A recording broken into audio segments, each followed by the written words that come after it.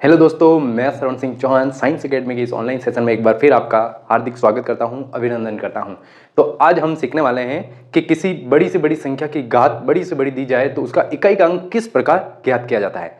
तो उसके लिए एक बड़ी ही सिंपल ट्रिक है जिसकी सहायता से हम उस संख्या का इकाई का अंक क्या होगा वो ज्ञात कर सकते हैं। तो चलिए उसके लिए एक ट्रिक है। क्या है ट्रिक कि x की घात n में n को 4 से विभाजित कर लिया जाए। x की घात n का अर्थ है x की जगह कोई संख्या होगी और n घात है, घातांक है। उस घातांक में क्या करेंगे, उस घातांक को n को 4 से विभाजित करके देखेंगे और 4 से विभाजित करने पर शेषफल क्या बच रहा है उस शेषफल पर ही हमारा उत्तर निर्भर करेगा। यदि शेषफल बचे 1, 2, 3 और 0, शेषफल इन्हीं में से बच सकता है, इनके अलावा कोई अदर संभावनाएं नहीं हो सकती शेषफल बचने की। तो शेषफल 1, 2, 3, 0 आए तो क्या होगा, यदि शेषफल 1 आए तो आपको क्या करना है, उस सवाल के इकाई के अंक का घात में 1 लिख लेना है। अगर शेषफल 2 बचे तो इकाई के अंक का स्क्वायर कर देना है, 3 बचे तो इकाई के अंक का क्यूब निकाल देना है और 0 बचे तो इकाई के अंक का घात 4 ज्ञात कर लेना है। तो इस तरीके से हम सवाल को करने वाले हैं। तो चलिए उदाहरण लेते हैं और फटाफट से इस ट्रिक को समझते हैं कि क्या कहती है हमारी घातांक वाली ट्रिक। तो देखिए, इतनी बड़ी संख्या, उसकी घात भी कितनी है, 57।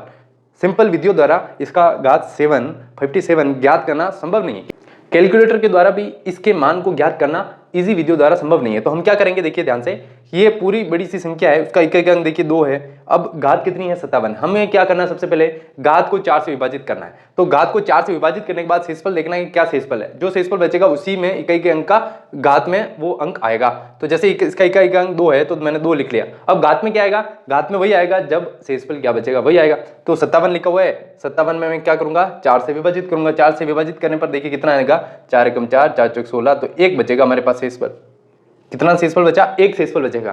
तो 1 शेषफल बचेगा, जब शेषफल 1 बचे तो इकाई के अंक की घात 1 कर लेनी है। तो 2 की घात क्या लिखूंगा, 1। तो 2 की घात 1 कितना होता है, 2। तो इसका अर्थ हुआ 41,582 की घात 57 हम निकालेंगे तो उसके इकाई के अंक में क्या अंक आएगा, 2 आएगा। इसी तरीके से आगे बढ़िए, 57 के बाद 58 कर लिया है। तो अब बुद्धि का प्रयोग करके चलिए कि भाई 57 में शेषफल 1 बचा तो 58 में क्या बचेगा, शेषफल 2 बचेगा। 59 में 3 बचेगा और 60 में शेषफल 0 बचेगा। 60 में भाग देके देख लीजिए, शेषफल 0 बचता है, पूरा भाग चला जाएगा। तो 4 एकम 4, 4 पंजे 20, 15 बार पूरी बार भाग चला जाता है तो शेषफल क्या बचेगा, 0 बचेगा। तो देखिए अब यहाँ पर क्या आएगा, इकाई का अंक क्या 2 है तो घात में क्या लगाना है, शेषफल यहाँ पर 1 बचा, यहाँ 2 बचेगा। यहाँ पर कितना बचेगा, 2 की घात 3 और यहाँ पर 2 की घात 4 लिखा जाएगा। शेषफल जब 0 बचे तो इकाई के अंक की घात 4 कर देना। इनमें इकाई का अंक क्या है, उनकी घातें निकालनी। अब देखिए 2 की घात 2 कितना होता है, 2 की घात 2 होता है 4। इसका मतलब 52,682 की घात 58 निकालेंगे तब उसके इकाई के अंक में कौन सा अंक आएगा, 4 आएगा।